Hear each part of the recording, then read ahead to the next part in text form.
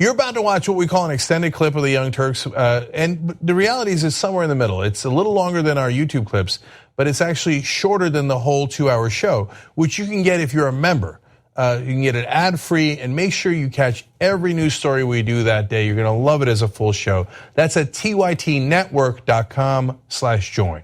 Thanks for watching. All right, welcome to the Young Turks. Happy New Year! All right, well, we'll see if that's how it turns out for 2018. I did a video on our Facebook page, facebook.com/theyoungturks, where I said basically brace for impact. 2018, I don't know. I don't know what's gonna happen. If anybody tells you they know what's gonna happen at this juncture, they're crazy, dog. So this is potentially the wildest ride we'll ever take, this 2018. I have a far better sense of the short term and the long term, but 2018 is a midterm and in more ways than one. Man, anything can happen this year. Anything, okay, for better or for worse. And certainly a lot of options out there for worse. But I want you guys all to rally and we all got to fight together, okay? So we'll talk about that as the year unfolds, as the day and the week unfolds. Today on Rebel headquarters after the Young Turks, I've got Benjamin Jealous, former head of the NAACP, running for Maryland, governor of Maryland, on the show, so that's going to be really interesting. And then we've got someone who put together a local campaign in Michigan that might actually end gerrymandering the state. It's amazing. So, but I tell you that because I want you guys to focus on doing things together, and we'll start small, we'll go mid-size, hopefully by the end it'll be gigantic. But as we take this roller coaster ride, let's make sure that we take action together, okay? All right, that's my little public service announcement to begin the show. In this program, we've got a wild ride for you guys. Michelle Bachmann might be coming back to take Al Franken's seat. Oh no. Okay, we'll talk about that. I'm actually going to start off with some great news in a second, as you'll see. But also Donald Trump might release a deadly virus into the world that might be airborne. Great. Okay, we'll show you that story. A revolution is, well, I don't know about it if it's a revolution, but certainly a rebellion has begun in Iran. That's a fascinating story. There's no end to the fascinating stories on today's show. Donald Trump wants to put more of his political opponents into jail, but yet one of the worst Republican senators is retiring, which is great news. So I'll give you all the twists and turns. So let's do it. Let's start with good news. Okay. Ladies and gentlemen, we got it. Weed is now legal in California. Now, if ever there was cause for celebration, this is it. And I'll tell you why. It's not just because people want to get high. It's because it has huge policy ramifications. And it's not just because it's California. It's because it's over. Here, I'm going to declare it over right now. Marijuana will be legal everywhere. Once I pound the gavel, it is OVAH, OVA. So let me explain why. Let's go to HuffPost for an explanation of the law in California. Adults who are at least 21 years old can legally purchase recreational marijuana from select retail shops in California beginning Monday. So that was yesterday. A milestone that instantly makes the state the world's largest legal marijuana marketplace. Okay. So it's gigantic. California, if it was its own country, would be among the top 7 economies in the world. So that's how large California is, both in size and in economy. But there are even wider ramifications. The state's new recreational marijuana industry has a projected value of as much as $7 billion, enough to make it the world's largest legal marijuana market, and is predicted to eventually generate $1 billion annually in local and state tax revenue. OVAH, OVA. Once the government gets hooked on that $1 billion, it's a gateway drug to having marijuana legal forever. You know, I'm using gateway drug, of course, mockingly of the right wing and the preposterous argument they made about marijuana for decades and decades. But it's not just about the government needing that tax revenue. Much more importantly, guys, and what is not mentioned in these articles nearly enough, almost not at all, is once you have corporations profiting from marijuana to the tune of $7 billion in California alone, we're done with this thing. Then all of a sudden corporate power flips to the other side and goes, marijuana? What do you mean gateway drug? Schedule 1. It's fantastic. It's wonderful. You know how much money we're making? And then you grease some politicians and this thing is done. It's done. Nobody's going to turn down that kind of profit. And then they're going to want it in all the neighboring states, then all the states, and then all across the world. So corporate America, unfortunately, has a lot of downsides, including bribing almost all of our politicians here in America. But the upside is if you let corporations do marijuana, you will have legal marijuana everywhere. Okay, California produces vast amounts, as HuffPo continues to explain, Matt Ferner writing here, vast amounts of marijuana and has done so for years. Now, more than 20 years after the state legalized medical marijuana, 28 other states allow cannabis for medical purposes. 8 states, including California and the District of Columbia, have also legalized the plant for adult recreational purposes. You're not going to roll back 28 states' legislation. This is not an issue that goes back and forth. Oh, look, the right wing is winning now and the left wing is more momentum later, and it goes. No, once marijuana becomes legal in California, as it has now become, there's no rolling it back. You're not going to roll back to 28 states. You know why? Because we've been right all along. There's nothing wrong with marijuana. So does it have a couple of downsides? Of course, as anything does. But is it more dangerous than heroin and cocaine and meth and fentanyl? No, it's not. Is it more dangerous than painkillers you're taking? No. Is it more dangerous than alcohol? No. So if it was, you know what would happen? After California legalized it, let alone all the other states which have already done so recreationally, let alone medical marijuana, people would have started dying. Right? They would be like, oh my God, did you hear about the 13 guys who died yesterday from smoking marijuana? But that doesn't happen because it was all lies. So instead what's going to happen is, hey, did you hear about the 13 guys or 13,000 guys who smoked marijuana the other day and felt a little bit better, either in terms of actual pain relief, which helps soldiers suffering from PTSD as one of many, many examples, or did you hear about the 130,000 people who smoked marijuana yesterday and had a good time, and that was that? They made a good time illegal. I thought this was a free country, but it's going to be free again. And so this is fantastic news. Now, in California, they went a little farther. Now, why this legislation is actually even better and more progressive than in some of the other states, and honestly, I could have imagined when they started this process. The law goes beyond the regulation and taxation of marijuana and aims to repair damage from the country's failed war on drugs. Individuals with prior marijuana-related convictions that wouldn't have been a crime under the new law or would have resulted in a lesser punishment can petition courts to have their record reclassified or cleared altogether.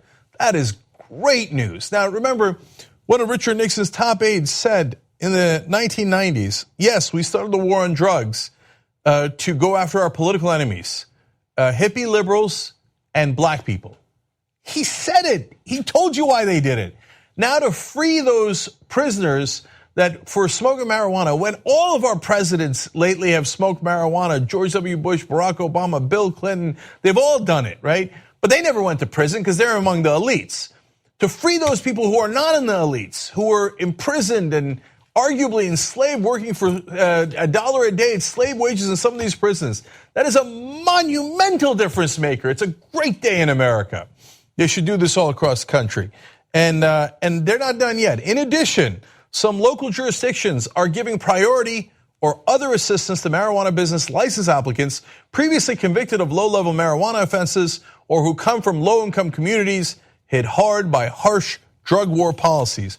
For years and years, for decades, they crushed those local communities. The only economic opportunity they had, unfortunately, was the booming drug trade in their neighborhood. Now they've turned around and said, we were wrong. So if we're going to start up shops and this is going to be legal and these are going to be real businesses, we should give those same communities which we oppressed and crushed and imprisoned for all this time for something that was actually perfectly safe. We're going to give them an opportunity first. In my mind, that is wonderful. And all these states, there are no cases of people going wild on marijuana. It was all propaganda. Nobody's lost their mind. That's not the gateway drug. The gateway drug, unfortunately, is legal prescription painkillers. As we've seen with the opioid epidemic, these steps are wonderful. One last piece of news for you in regards to this for the whole country. A recent Gallup poll found that 64% of Americans favor making marijuana legal, the highest since the pollster first posed the question almost 5 decades ago. Majorities of Republicans, Democrats, and independents all voiced support for legal marijuana. It's over. Marijuana will be legal everywhere, and it as well as should be. And California has, in my opinion, struck the death blow for this insane war on marijuana that has been going on for far too long. Another great job by one of the most progressive states in the country in leading the way towards righteousness, justice, and rationality. We need to talk about a relatively new show called the Republic, or UNFTR. As a Young Turks fan, you already know that the government, the media, and corporations are constantly peddling lies that serve the interests of the rich and powerful. But now there's a podcast dedicated to unraveling those lies, debunking the conventional wisdom. In each episode of the Republic, or UNFTR, the host delves into a different historical episode or topic that's generally misunderstood or purposely obfuscated by the so-called powers that be, featuring in-depth research, razor-sharp commentary, and just the right amount of vulgarity. The UNFTR podcast takes a sledgehammer to what you thought you knew about some of the nation's most sacred historical cows. But don't just take my word for it. The New York Times described UNFTR as consistently compelling and educational, aiming to challenge conventional wisdom and upend the historical narratives that were taught in school. For as the great philosopher Yoda once put it, "You must unlearn what you have learned." And that's true whether you're in Jedi training or you're uprooting and exposing all the propaganda and disinformation you've been fed over the course of your lifetime. So search for UNFTR in your podcast app today and get ready to get informed, angered, and entertained all at the same time.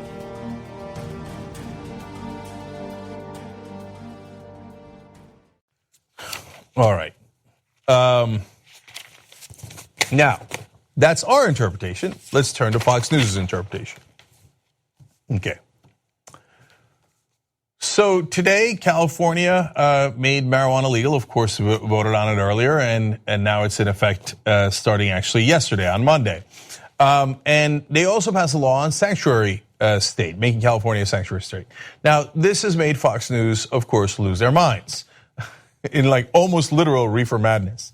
So I'm going to show you 2 clips associated with that, and then I'll break down their lack of logic, but they're just fun anyway. Look at these goofballs. Let's watch.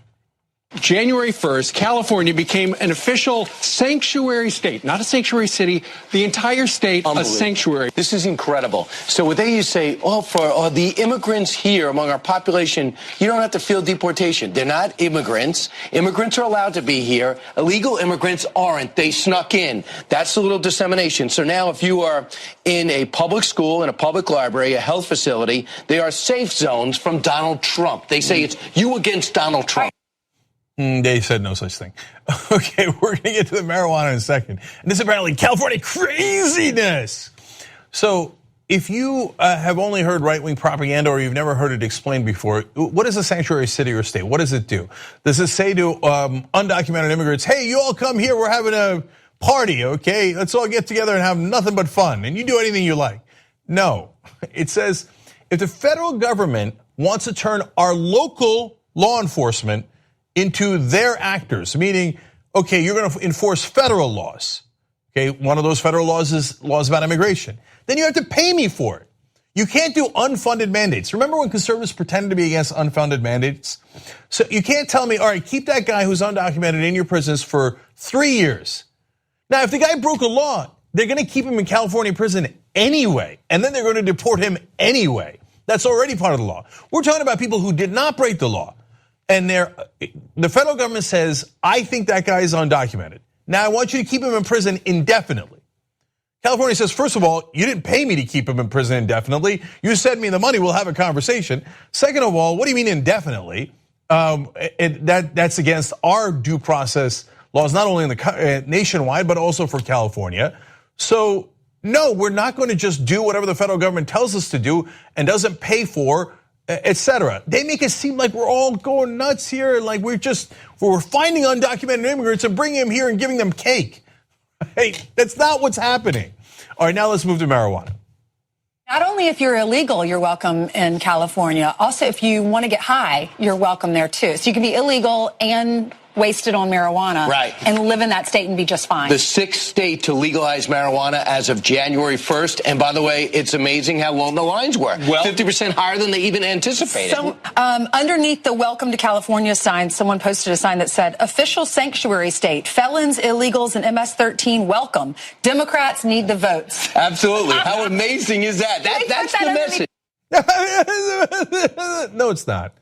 MS-13 is a brutal gang that, by the way, was created because of the insane war on drugs. We made it illegal for no reason, so people started dealing with it. And since it was illegal, black markets formed, and in those black markets, terrible gangs formed, just like when we had prohibition of alcohol. Nobody wants anybody to commit any crimes in California because we live in California. Why would we want crimes here? They think that that's how liberals are. Oh, somebody come and commit a crime against me. No, you morons. If they committed a crime, they get not only prison time, but deported anyway. So the other reason, by the way, is sanctuary cities and states, on average, have crime statistics that are lower. Why? Because if you say to the federal government, you come and take away all the undocumented immigrants, and I'll work with you, and I'll keep them in my prisons forever, or however long you want them, etc. And then you know what happens? Undocumented immigrants then are reluctant to report crime to the police, which breeds lawlessness. It's a terrible idea. And you know what marijuana breeds? A good time. And oftentimes better health. But these guys on Fox and Friends, by the way, I don't even believe them. The chances of those three of having never smoked pot is infinitesimally small. I would be shocked if Kilmeade and Ducey weren't high consistently, let alone that they never did it. But now, according to them, California, they're nuts, man. They got big lines of smoking marijuana, and they actually want to treat people as human beings. No. It's all about MS-13. And probably Trump saw that and thought, oh, yeah, that's right, man. California sucks. Ducey nailed it again. All right. God bless California for passing rational laws. And if you made Fox and Friends angry, you've probably done a great thing. Okay. Let's move forward. This happened over the weekend, right before the weekend started, actually, but I'm not going to let it go because it's both too good and too grating for me. So Marco Rubio recently did an interview, and he mentioned a couple of things. One was the investigation of Donald Trump. On that, he actually had good things to say. But then he talked about the corporate tax cuts, and that was infuriating. First, let me give you the quote about the investigation. He said, I think the best thing that can happen for the president, for the country, and for everyone is that he be allowed to complete his investigation, referring to Mueller, as thoroughly and completely as possible, and that we allow the facts from that investigation to lead where they may. Now, that is the correct thing to say. If you care about America and you care about the rule of law, all senators, regardless of what party they're from, should want to enforce the law and let a special counsel do his investigation and not interfere or obstruct in that investigation. There's, of course, a second reason why Marco Rubio is doing it, because he's clearly going to run for president in 2020. And he already got his ass kicked by Donald Trump. He doesn't want to get his ass kicked by Donald Trump again. And if he thinks Donald Trump probably did it and you let the investigation go, and it's a little bit of turmoil, but I'm right back in this thing. Now, if that was his only quote, though, I'd compliment him and say, good job, and be done with it, okay? And the 2020 comments and his run are more about the second part, okay? But both are related. So when they asked him about the tax cuts that they just gave to the rich, and most importantly, to multinational corporations, giant tax cuts. First he said, well, look, it's significantly better than what we had, But then he had the nerve to say this. He said, I thought we probably went too far on helping corporations. By and large, you're going to see a lot of these multinationals buy back shares to drive up the price. Some of them will be forced because they're sitting on historic levels of cash to pay out dividends to shareholders. That isn't going to create dramatic economic growth. That's what we said, but we said it before you voted on the bill. This guy votes for the bill, then the next day turns around and goes, oh, golly gee, turns out we might have given the corporations too much. Did we do that by accident? Oops. Oh, it turns out they're not going to create jobs. The whole time the Republican Party was telling you that they were going to create jobs with the money they're going to get, we were lying. That was a funny joke. So, no, I actually think they're going to do stock buybacks and dividends. That's what we said. We did a whole investigation on TYT Investigates where we asked company after company after company, wait, are you actually going to create jobs? And the reality was, when you looked into the facts, no, they're going to do exactly what Rubio says here. They have historic levels of cash. They're going to pay out dividends to shareholders, and they're going to buy back shares. He says they're going to be forced to. They're not going to be forced to. They want to. They're going to make unbelievable amounts of money for their executives. So why does Marco Rubio admit this today?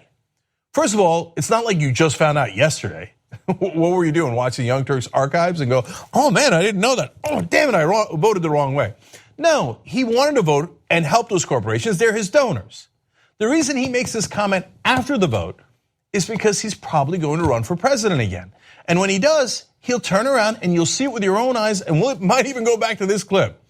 And he'll turn around and say, well, I told you after that the corporations wouldn't create jobs. I said it. I said they do mainly buybacks. I thought we were helping them too much. So he tries to have his cake and eat it too. Hey, corporate donors, don't worry, I delivered for you.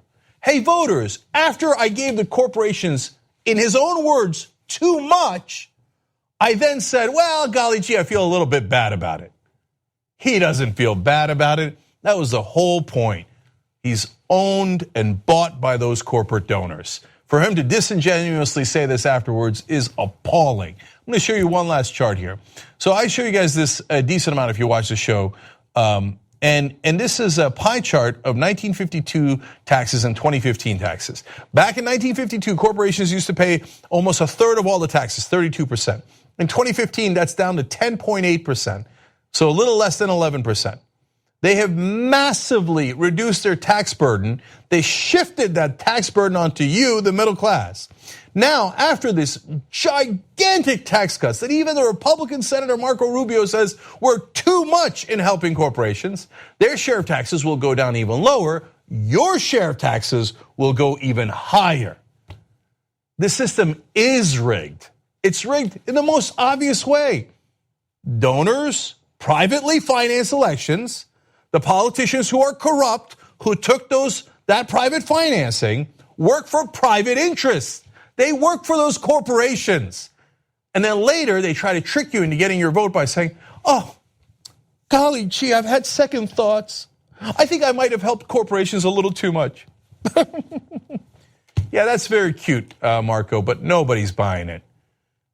If you had these reservations, there was an easy way to show it. You should have voted no. You voted yes because you serve those same corporations. That's your job. You're a water boy for them. Okay. All right, let's take a break. When we come back, a deadly virus or a series of deadly viruses that Donald Trump just said could get created. What could go wrong? I'll explain. Thanks for listening to this podcast. You're only halfway through, so hold, stay right here.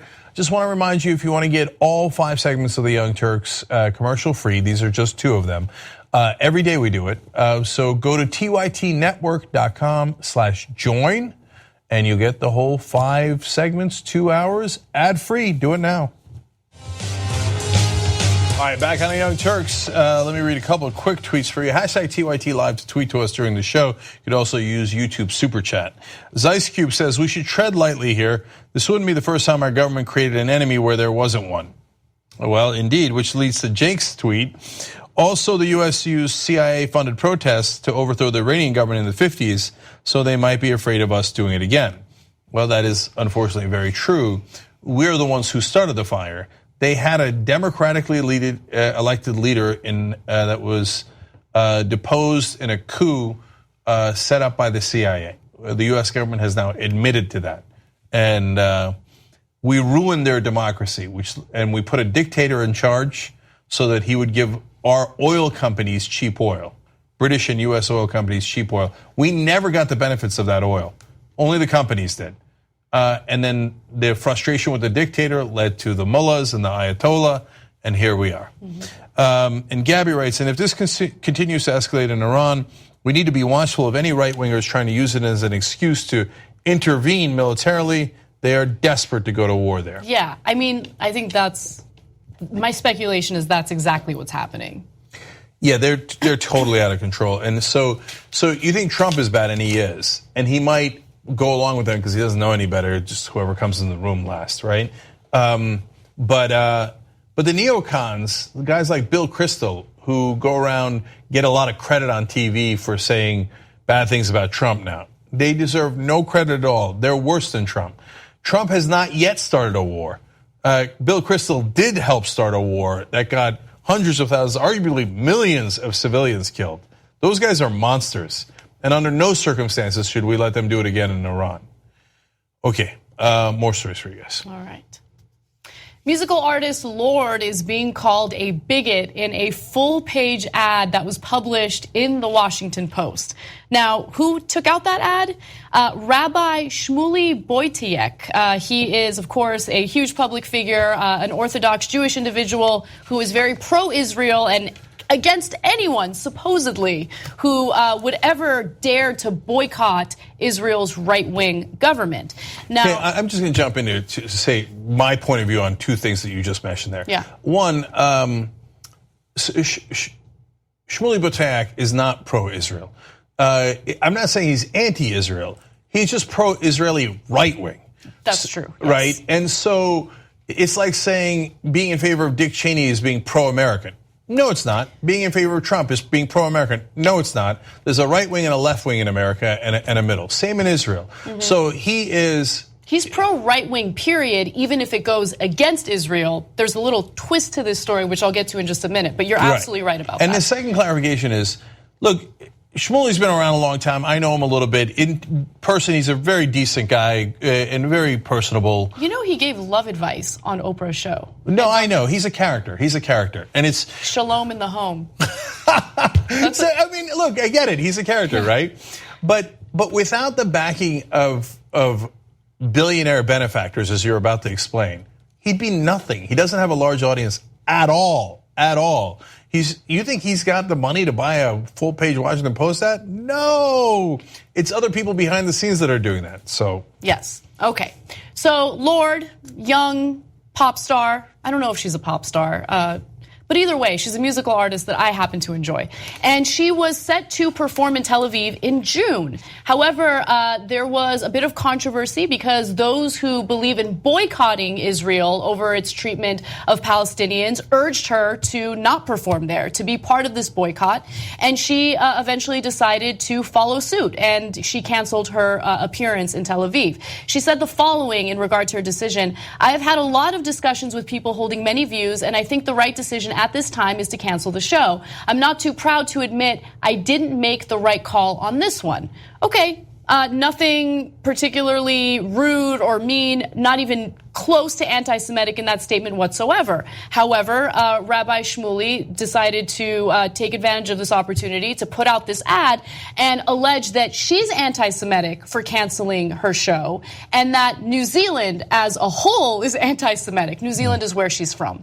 Now, the headline of this ad said, "Lorde in New Zealand ignores Syria to attack Israel." Who said they were ignoring Syria? Yeah, did she move the concert from Tel Aviv to Damascus? No. Is she doing a concert in Syria? No. Do you have any idea what her opinion on Syria is? No. It's a form of distraction to say, well, Israel might be occupying millions of people illegally under international law, but squirrel, or in this case, Syria. Right, and okay, so yes, that's a distraction. And then I was curious about this allegation that New Zealand is anti-Semitic. I wanted to know what why. A preposterous thing. I wanted to know why, and it turns out New Zealand happened to be one of the countries that voted along other countries, or in addition to other countries, against or in favor of a UN resolution calling for the U.S. to withdraw its decision to recognize Jerusalem as the capital of Israel. Also in 2016, New Zealand voted along with other UN countries to essentially call out Israel for building illegal settlements. Okay, yeah. So that's the reason why New Zealand is considered anti-Semitic in Rabbi Shmuley's eyes. Okay, let's just stop there for 2 more points. Okay, one is, can a whole country be anti-Semitic? That sounds a little preposterous, let alone New Zealand. Like everybody in New Zealand woke up one day and they're like, what should we do today? Should we all be anti-Semites? Sure. Right? Second of all, 127 countries voted for that resolution. But for Shmuley and his backers, yeah, that's what they want to do. They want to smear the whole world. They don't think 127 countries voted against us. Maybe we're doing something wrong. They think, nah, that's it. We knew it. They're anti-Semites. Look, the world has a history of anti-Semitism that runs super deep. So if you're concerned about it, I get it, brother, and you're right about that. But to then use that as an excuse and a shield when all these countries are legitimately worried that you're breaking international law and oppressing other people, well, then you're actually doing the cause of alleviating anti-Semitism damage because you're crying wolf. And you're saying, no, the whole world is anti-Semitic. Everybody in New Zealand is anti-Semitic. This random pop singer is anti-Semitic because they don't agree, not with Israel, but with the right-wing position in Israel. Now, Lorde is not random, okay? She's awesome. But look, you're right about that because it really does minimize real anti-Semitism, which is alive and well today, something that should be addressed, something that should be talked about. But if you decide that you don't want to hold your show in Tel Aviv because you don't like the way the Israeli government is handling things with the Palestinians, then that is your right. You shouldn't be forced to go perform somewhere, or otherwise you're going to be deemed an anti-Semite in a full-page ad in a mainstream publication. That's absolutely ludicrous. And by the way, I did not forget about the twist to this story. So, Cenk, you mentioned his backers. Who are his backers? Well, it turns out that Rabbi Shmuley's organization is funded by Sheldon Adelson, okay? And who do we know is a little questionable, not a little questionable, but considerably questionable toward the Jewish community here in the United States? The alt-right, okay? Steve Bannon has been on the record saying that Breitbart is, the place where the alt-right have a voice.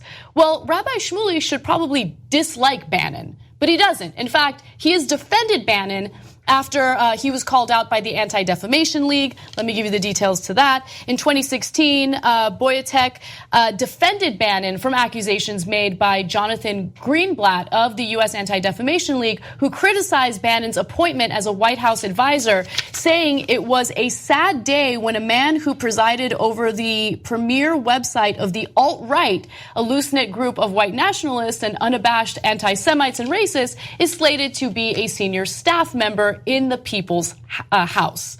So, when it comes to actual anti-Semitic behavior, he's all for it because his funders are all for it. But when it comes to someone like Lorde, who has all the right in the world to not perform anywhere she chooses, she's an anti-Semite. So, look, Shmuley and Bannon took a picture together, smiling, having a hunky-dory time in the White House back when Bannon was in the White House. We have that photo, 58. Yeah. So there they are. Now, Bannon, in his divorce proceedings, his wife said he didn't want the kids to attend a Jewish school because he didn't want them being around Jews. Now, that's a divorce proceeding. Those get ugly. Take it with a grain of salt, okay? But Milo, BuzzFeed did a terrific analysis of this, so much so that even Robert Mercer, another huge backer of Breitbart, had to backpedal away from Breitbart a little bit. Milo, when he was doing the compilation of what the alt-right stands for Breitbart, run by Steve Bannon, conferred with neo-Nazis to figure out what the alt-right positions were and then put them into that that treatise for what the alt-right stands for. So the treatise that Steve Bannon's website promoted was written partly by neo-Nazis. But what does Adelson want? Mm-hmm. He wants the right-wing position in Israel. He wants the unions crushed because the unions are in his casinos, and he wants to pay his workers less money. He wants deregulation. He wants lower taxes. So if Trump and Bannon are monsters and potentially anti-Semites, Trump went to a gathering of Republican Jewish leaders and said, if any room knows how to renegotiate, it's this room.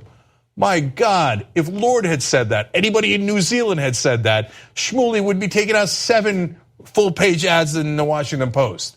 So they do, but they back all those guys anyway because they're not interested in making sure that the Jews are protected, et cetera. They're interested in using anti-Semitism as a club to beat over the people over the head with. And more important than Lorde, they want to intimidate anyone else who might say, hey, you should join the boycott, divestment, and sanctions movement. Right. Or you should be concerned about going and doing economic activity in Israel as long as they continue the illegal occupation of the Palestinians. These people don't have an issue with Israel. They never said anything about Israel itself. They want a 2-state solution. They just want to make sure the Palestinians also have rights. At TYT, we frequently talk about all the ways that big tech companies are taking control of our online lives, constantly monitoring us and storing and selling our data. But that doesn't mean we have to let them. It's possible to stay anonymous online and hide your data from the prying eyes of big tech. And one of the best ways is with ExpressVPN. ExpressVPN hides your IP address, making your active ID more difficult to trace and sell to advertisers. ExpressVPN also encrypts 100% of your network data to protect you from eavesdroppers and cyber criminals. And it's also easy to install. A single mouse click protects all your devices. But listen, guys, this is important. ExpressVPN is rated #1 by CNET and Wired magazine. So take back control of your life online and secure your data with a top VPN solution available, ExpressVPN. And if you go to expressvpn.com/TYT, you can get 3 extra months for free with this exclusive link just for TYT fans. That's expressvpn.com/TYT. Check it out today. Exactly. All right, moving on to other news. A popular YouTuber is apologizing today after his decision to publish a video showing the hanging body of an individual who committed suicide. Logan Paul is that YouTuber, and apparently during a recent trip to Japan, he went to a forest that's known for suicides and hangings and ended up filming a man's body as it was hanging from a tree. Now, throughout the video, he is laughing, making jokes. During the moment that he saw that body, he became a little more serious, but then later on continued joking around. The video was uploaded Sunday under the title, "We Found a Dead Body in a Japanese Suicide Forest," and it garnered more than 6 million views in less than a day. Now, his videos usually get, his personal vlogs, which he does on a daily basis, usually get around 6 million views. Now, when Paul and his buddies stumble on the body, this is an area near Mount Fuji that has become notorious for suicide. His reaction is initially one of disbelief. He was quoted as saying, "Yo, are you alive? Are you effing with us?" Later on, he talks about how suicide is not a joke. Suicide is not a joke. Depression and mental illness are not a joke. We came here with an intent to focus on the haunted aspect of the forest. This obviously just became very real, and obviously a lot of people are going through a lot of shit in their lives, okay? And he also included a link for suicide prevention in the description of the video. But people took issue with it because A, he filmed that dead body. B, the headline or the title to his video really capitalized on that. And C, throughout the video, I mean, he's wearing this goofy hat, he's making light of things. It was just incredibly insensitive, especially when you consider that suicide is one of the top reasons for death in Japan. I'll give you the numbers to that in just a minute. So, look, full context here. Every day he does a 15-minute video. It's edited, so that cuts both in favor of him and against him. So in this case, he had done a video about all the quirky, different cultural things that he saw in Japan, or quirky, at least according to him. So in the rest of the video, not related to the forest, he's laughing and joking. In the middle, he's got the forest thing, which is appalling, and he blurred out the face, but he did say that serious stuff. Let's give it both sides here. But when his cameraman basically is concerned about standing next to the body, he jokes, "You never stand to next to a dead guy before," and laughs. Okay, yeah. And so obviously people are concerned that is not taking it seriously. Look, what he should have done is, I guess, broken his normal pattern of doing 15-minute vlogs, or do a 15-minute vlog on Japan, leave this out, and then do a more serious one about this. I think him putting it up is not necessarily wrong. Showing the full body, even with the blurred face, that's problematic. Laughing in any portion of the video is obviously an issue. So, but what he says is, look, for 460 days straight, I've been doing this kind of video. and so I understand that, because a lot of people don't understand. Like, for example, we do a 2-hour show, and sometimes people only watch one clip and they'll think that's the only clip we've ever done.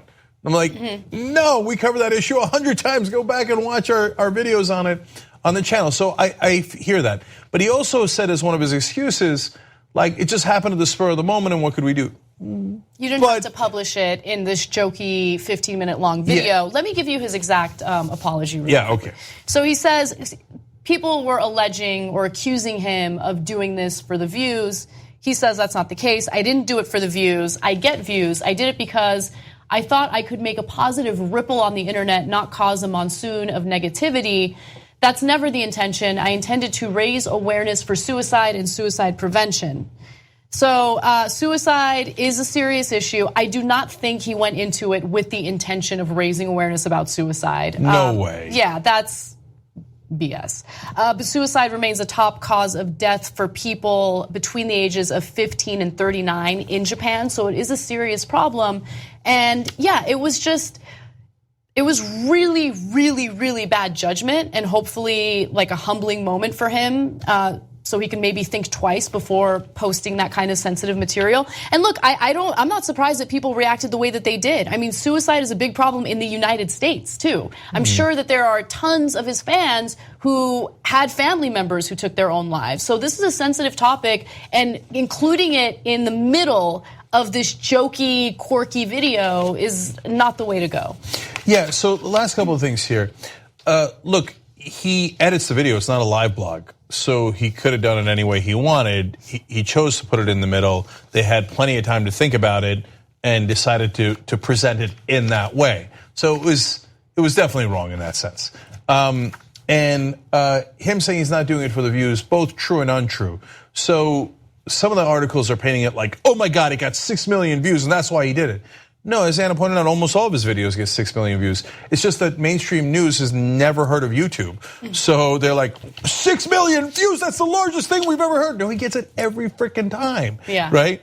On the other hand, is he doing it to get views in general? Of course he is. He went to the suicide forest because he thought it'd be a cool thing. I'm sure he didn't expect to run into a dead body, and then he made the wrong judgment calls on that, and it came out looking ugly. Last thing though is, he's 22. Did I do stupid things when I was 22? Yes, right? So, I think that there's bounds of reason. Okay, like, I think he gets it, that it was wrong. I think that this is honestly, and I'm giving him the benefit of the doubt in saying this, I think this is a symptom of like internet culture. And what I mean by internet culture is, we've become so desensitized to things. Like, people will do outrageous, terrible things on a regular basis for attention, and they become instant celebrities. Like, bad behavior gets rewarded. And sometimes, you go a little too far and people bite back. And I think that's what happened here.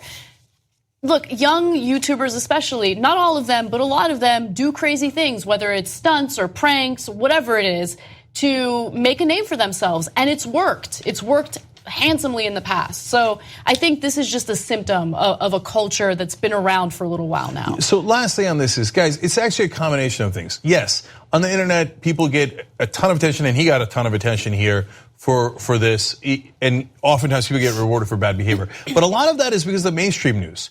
Now, the mainstream news very rarely reported about him or his brother, Jake Paul, who are both incredibly popular online and with millennials. Some of his music videos get 35 million views, but you guys never reported on that.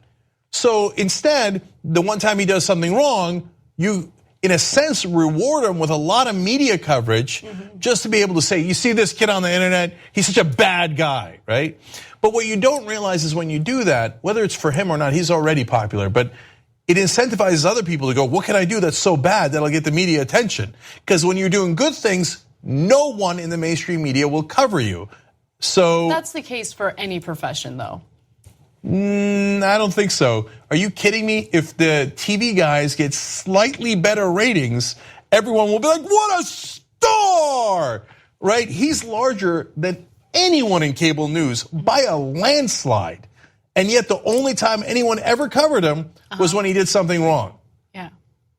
Look at you defending, what is his name again? Logan Paul? Because he has a brother named Jake Paul, and I mixed them up. Jake Paul did Disney stuff. All right. And I only know that because I learned today. Okay. All right. All right, let's keep going. Distrust in government management of tap water has led to a movement known as the raw water movement.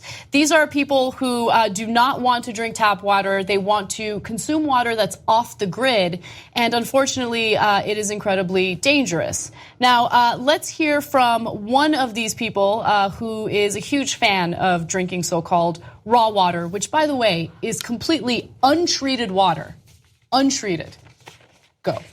The water from springs is the cleanest water in the world. It's been filtered by the earth itself. So water percolates down through the earth and is filtered by all that earth substrate, and it accumulates in deep aquifers. And when those aquifers are full, that water is brought up to the surface at springs. You know, water is so much more than just H2O molecules. Water, as it's found in nature, is a liquid crystalline matrix of H2O molecules that suspends a variety of beneficial microbes and microalgae, as well as a variety of dissolved solids like mineral ions. And we need all of that. That's what we're adapted to. We're not any more adapted to refined H2O than we are to refined carbohydrates, like processed white sugar. One of the issues today with the water that contemporary modern people are drinking is that in the form of tap water, it's, I would say, contaminated with antibiotic substances like chlorine, or contaminated with halides like fluoride, which we know is neurotoxic. And when we talk about bottled waters, one of the main issues that we have there is the contamination of plastics. So there are businesses popping up that offer raw water for a pretty hefty price. Of course. Yeah. So keep that in mind. There's one business, let me look up the numbers. There's one business that sells 2.5 gallons for about $36.99 each. And then you can refill that bottle for a cheaper price, $15 each time you refill. I hope that the refill is even raw. So Live Water is the business that I'm talking about. That video was from the Live Water website. But again, this is untreated water. They believe that the microbes and the algae in that water is good for you. But in reality, one of the best enhancements or developments when it comes to water consumption is the fact that we got rid of dangerous bacteria, viruses, things that cause typhoid or cholera.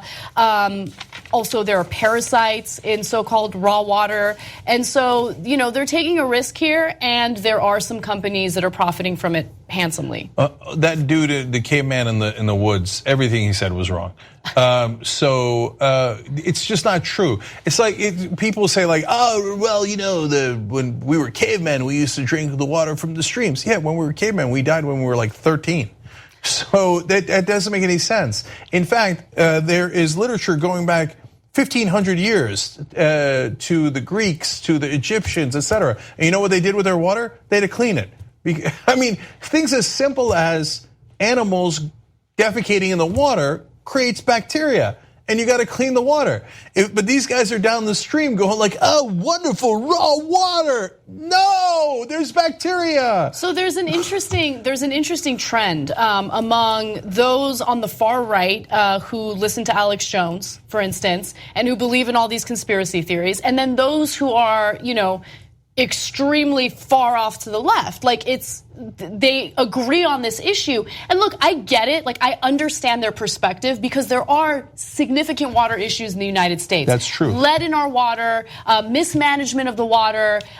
So people are concerned about those things, and they have every right to be. However, they're unfortunately going in the wrong direction and consuming something that could really hurt them or kill them, and we need to find a better way to get safer drinking water without resorting to bacteria, viruses, microbes, algae, and parasites.